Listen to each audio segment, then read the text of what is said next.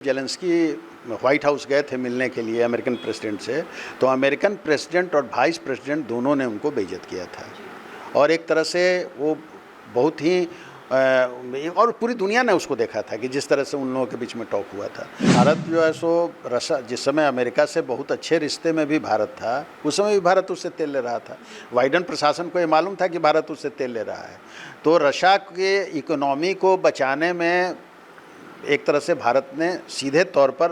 उसकी इकोनॉमी को बचाया है। अमेरिकन प्रेसिडेंट ट्रंप बिल्कुल एक असहाय वहाँ दिख रहे थे, क्योंकि अमेरिकन प्रेसिडेंट ट्रंप ने जिन जिन बातों की चर्चा की थी उन सारे बातों को बिल्कुल उस 3 घंटे के वार्ता में वो समाप्त करके लौटे हैं। और पुतिन अपनी सभी बातों को अमेरिकन प्रेसिडेंट के सामने बड़ी मजबूती के साथ उन्होंने रखा है। तो यूरोपीय देश भी जब अमेरिका हाथ खींचेगा तो यूरोपीय देश जो मदद कर रहे थे यूक्रेन को, जेलेंस्की को, वो लोग भी अपना हाथ खींचेंगे। तो एक तरह से ये अलग थलग पड़ जाएंगे और इनको पूरी लड़ाई रशिया के साथ अकेले लड़नी पड़ेगी, जो लड़ने की स्थिति में यूक्रेन न पहले था और न आज है और न आगे भी रहेगा।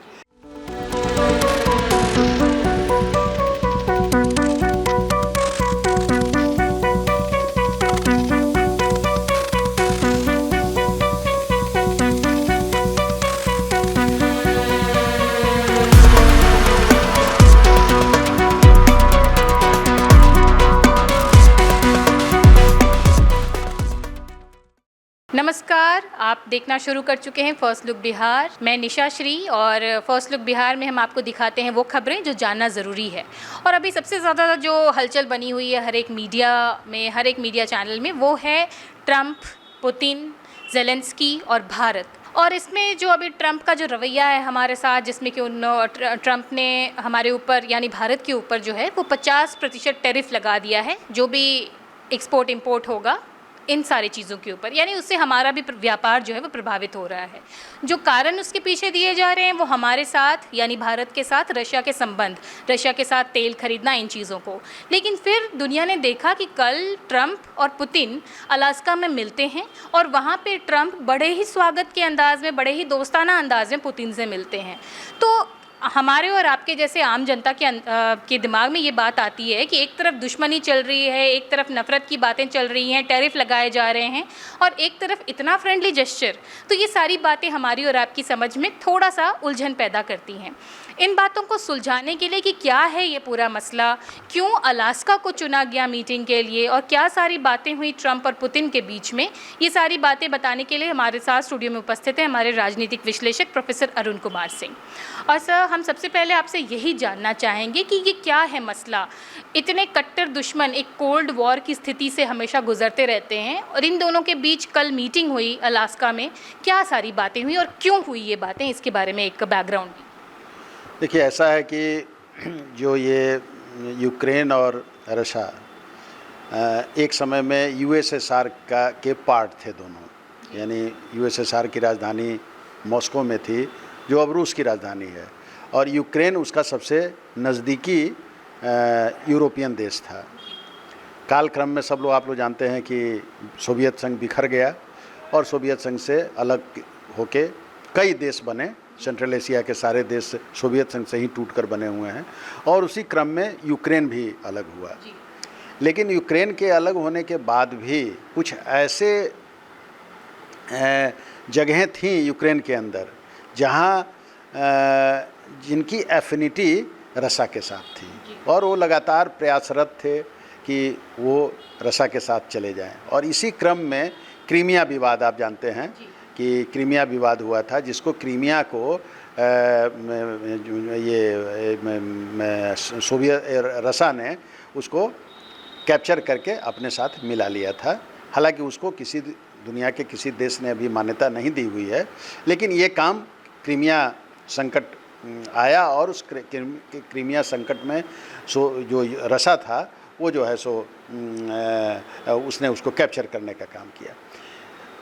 उसके बाद की स्थिति आप जान रहे हैं कि जो यूक्रेन से जो रशिया का युद्ध है वो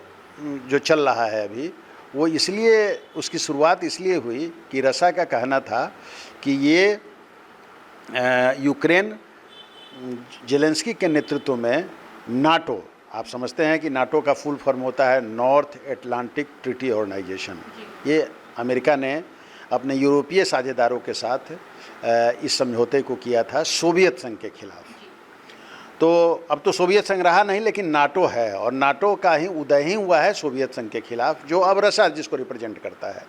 तो नेचुरली रशिया कभी नहीं चाहेगा कि उसका पड़ोसी देश जो उसी का पार्ट था वह नाटो का सदस्य बने। तो जो झगड़ा है उसकी शुरुआत वहीं से है कि यूक्रेन और उसके राष्ट्रपति जेलेंस्की ये नाटो का सदस्य बनना चाहते थे और लगभग उसकी प्रक्रिया पूरी होने वाली थी। और मॉस्को कभी नहीं चाहता है, रशिया कभी नहीं चाहता है कि वह यूक्रेन नाटो का सदस्य बने, बल्कि रशिया ये चाहता है कि जो नाटो के सदस्य राष्ट्र हैं यूरोप के और रशिया के बीच में ये यूक्रेन जो है सो बफर स्टेट के रूप में काम करे, जिसकी कल्पना कभी न कभी हम लोगों ने, भारतवर्ष ने, भारत और चाइना के बीच में तिब्बत को बफर स्टेट के रूप में रखने की बात सोची थी, जो नहीं हो सका किसी कारण से।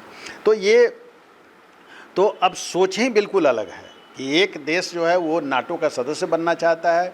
और दूसरी जो बड़ी महाशक्ति है वो अपनी सुरक्षा को सामने में रख के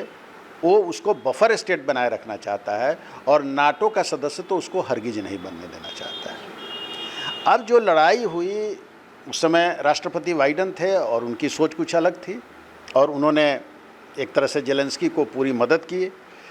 यूरोप के देश जो खास करके जो 4-5 बड़े देश हैं यूरोप के, वो लोग जेलेंस्की के साथ और यूक्रेन के साथ खड़े हो गए, और बाकी जो उसके इर्द गिर्द के जो छोटे छोटे देश पोलैंड वगैरह थे वो लोग तो थे ही थे। और इस तरह से एक युद्ध लंबा चला, और लंबा चला इसका ये मतलब नहीं था कि यूक्रेन मजबूत था, बल्कि लंबा चलने का कारण ये हो गया कि यूक्रेन और जेलेंस्की को मदद करने के लिए पूरे यूरोपीय देश और अमेरिका सामने में खड़ा हो गया। अब हम लोग आते हैं जिसकी चर्चा आप कर रही थी, अलास्का समिट पर। तो अलास्का जो है वो एक स्टेट है यूनाइटेड स्टेट्स ऑफ अमेरिका का, जो रशिया के साथ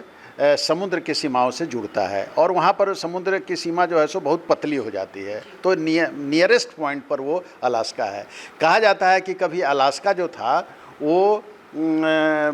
सोवियत संघ का ही या रूस का ही पार्ट था, लेकिन जारशाही के समय में ही उसको रशिया ने बेच दिया था यूनाइटेड स्टेट्स ऑफ अमेरिका को, इसलिए कि रशिया की समझदारी ये थी कि और जार जो शासक थे उनकी समझदारी ये थी कि उसको रखने से कोई फ़ायदा नहीं है, उसमें डेजर्ट है, उसका कोई फ़ायदा नहीं। लेकिन आज वो अलास्का जो है इतना महत्वपूर्ण हो गया हुआ है कि अमेरिका ने उसको अपना एक राज्य बना दिया हुआ है। तो अलास्का में समिट हो, उसके पीछे भी पुतिन की यही सोच थी कि वो सबसे नज़दीक पॉइंट पर रशिया के रहेगा, और वहाँ पर सामरिक दृष्टि से पुतिन ज़्यादा अपने को सुरक्षित और महफूज समझ पाएंगे।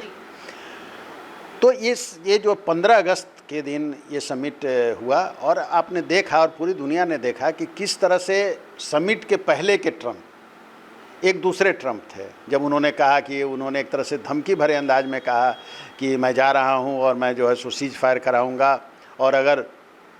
व्लादिमीर पुतिन सीज फायर के लिए नहीं तैयार होंगे तो उन पर और सैंक्शंस लगाया जाएगा, और उनके जो सहयोगी राष्ट्र हैं उन पर भी सैंक्शंस लगाएंगे, और एक तरह से वो लोग तबाह हो जाएंगे। ये कहने वाले ट्रम्प जब अलास्का पहुंचते हैं तो आपने देखा कि किस तरह से वो रेड कारपेट बिछा के, और अमेरिकन प्रेसिडेंट जनरली अपने यूरोपियन जो उसके मित्र हैं, देश हैं, बड़े बड़े जो देश हैं, इंग्लैंड हो चाहे फ्रांस हो, उनके भी राज्याध्यक्षों को रिसीव करने नहीं जाता है एयरपोर्ट पर, लेकिन पुतिन को रिसीव करने के लिए रेड कारपेट बिछा के वो ईगरली वेटिंग, माने एकदम बेचैन थे कि भाई हम उनको जो है सो करें। और इस तरह से पुतिन आते हैं, और जो बॉडी लैंग्वेज जो देखा गया उससे साफ लगा कि कहीं ना कहीं ट्रम्प पुतिन से सम्मोहित हो रहे थे। उनका हाथ भी नीचे था, जब हाथ वो मिला रहे थे तो उनका हाथ नीचे था और पुतिन का हाथ ऊपर था। और पूरी दुनिया को ये लगा था कि चूँकि ये बहुत बड़ा मसला है और बहुत बड़े मसले पर बात होनी है, हालांकि एक बहुत अजीब बात थी कि जो देश उससे संबंधित है उसको आप बुला ही नहीं रहे थे, न तो आप यूक्रेन को इनवाइट किए थे, न तो आप जेलेंस्की को इनवाइट किए हुए थे, और दोनों देश के मामले को United states of America Putin को बुला के, यानी मास्को के राज्याध्यक्ष को बुला के उसको सुलझाने की बात कर रहा था। ये भी बहुत अजीबोगरीब बात थी, लेकिन अमेरिका तो कुछ भी कर सकता है, ट्रंप कुछ भी कर सकते हैं। तो खैर, तो पूरे दुनिया को ये लगा था कि ये वार्ता 5-6 घंटे चलेगी, लेकिन केवल 3 घंटे वार्ता चली। और जो वार्ता के बाद संयुक्त प्रेस कॉन्फ्रेंस हुआ वो भी 12 मिनटों का हुआ, और 12 मिनटों में एक आश्चर्य की बात है कि ट्रंप बराबर प्रेस कॉन्फ्रेंस में, इस तरह के ज्वाइंट प्रेस कॉन्फ्रेंस में सबसे पहले ट्रंप बोलते हैं, लेकिन यहाँ पर उन्होंने पुतिन को बोलने के लिए कहा, और पुतिन 12 मिनट में 9 मिनट पुतिन बोले और ट्रंप सिर्फ 3 मिनट बोले। तो वही ट्रंप जो भारतवर्ष पर अपनी दादागिरी चला रहे हैं, भारतवर्ष पर 25% टैरिफ लागू कर चुके हैं, और 27 अगस्त से 25% और टैरिफ लागू करने की बात कर रहे हैं, वही ट्रंप ऐसा लग रहा था कि बिल्कुल पुतिन के सम्मोहन के जाल में फंसे हुए हैं। और अब तो चूँकि अब प्रेस कॉन्फ्रेंस में आप कह क्या सकते थे, क्योंकि कोई बात पर तो समझौता हो नहीं पाया था, इसलिए आपने कहा कि yes Vladimir we will meet again, और पुतिन ने तुरंत जवाब दिया, इंग्लिश में जवाब दिया पूरी दुनिया को सुनाने के लिए कि yes this will be in Moscow, यानी अब ये जो मीटिंग होगी ये मॉस्को में होगी। और वो हतप्रभ रह गए, और एक तरह से उन्होंने उसको एक्सेप्ट कर लिया कि अब जो दूसरी समिट जो होगी वो मॉस्को में होगी। वैसे उनकी बैठक जेलेंस्की वाशिंगटन में जेलेंस्की भी गए हुए हैं, और यूरोप के जो 4 महत्वपूर्ण देश हैं, इंग्लैंड, जर्मनी, फ्रांस और इटली, वो सब के 4 राज्याध्यक्ष गए हैं। यहाँ मैं पूछना चाहूँगी कि पुतिन तो जब मिलने गए तब तो कोई और दूसरा देश नहीं गया, तो अब जब ये जेलेंस्की जा रहे हैं तो फिर इनके साथ 4-4 यूरोपियन देश क्यों जा रहे हैं? इसलिए जा रहे हैं कि पिछले बार का याद होगा कि जब जेलेंस्की व्हाइट हाउस गए थे मिलने के लिए अमेरिकन प्रेसिडेंट से, तो अमेरिकन प्रेसिडेंट और वाइस प्रेसिडेंट दोनों ने उनको बेइज्जत किया था, और एक तरह से वो बहुत ही और पूरी दुनिया ने उसको देखा था कि जिस तरह से उन लोगों के बीच में टॉक हुआ था। तो जो यूरोपियन देश हैं उनको ये डर था कि इस बार फिर दबाव बना के ट्रंप जो अलास्का में जो उनकी बातचीत हुई है पुतिन के साथ, और जो ट्रंप ने उसके बाद जो कई बयान उनके आए हैं जिसमें उन्होंने स्पष्ट रूप से कह दिया है कि जेलेंस्की को अपने भूभाग को छोड़ना होगा। जैसे आपको मैं बता दूं कि रसा ने बहुत स्पष्ट कर दिया उस मीटिंग में ट्रंप को कि अगर एक तो सीज फायर नहीं होगा, क्योंकि जेलेंस्की चाहते हैं कि सीज फायर हो, युद्ध विराम हो, लेकिन वो चाहते हैं, रसा चाहता है कि नहीं, पीसफुल सेटलमेंट हो। तो सेटलमेंट जब होता है तो उसमें लेन देन होता है। तो स्पष्ट रूप से मानना है रसा का कि हम जो क्रीमिया है उसको हम नहीं छोड़ने जा रहे हैं, उस पर तो हम पहले ही से मेरे अधिकार में है, लेकिन अभी जो इस युद्ध के दौरान हमने लुहांस्क, खेरसान और जेपोरेजिया,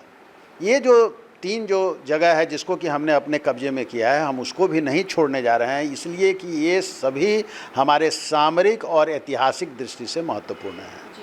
तो ये सबसे बड़ा चीज़ जो जेलेंस्की को अभी फेस करना पड़ रहा है वो ये है कि अमेरिकन प्रेसिडेंट चाह रहे हैं कि इन जो स्थल हैं जिनको कि रसा ने कैप्चर किया है वो रसा को दे दिया जाए, और इसीलिए ट्रंप ने कहा है कि जेलेंस्की अगर इस बात को नहीं मानेंगे तो फिर वो युद्ध अपना करते रहें, उसको तो कोई रोक नहीं सकता है, तब उनको युद्ध ही करना पड़ेगा। और नहीं तो अगर युद्ध उनको नहीं करना है तो निश्चित रूप से पीसफुल सेटलमेंट करना होगा। यानी अब ट्रंप की बोली बदल गई है, अब वो सीज फायर की जगह पर पीसफुल सेटलमेंट की बात करने लगे हैं,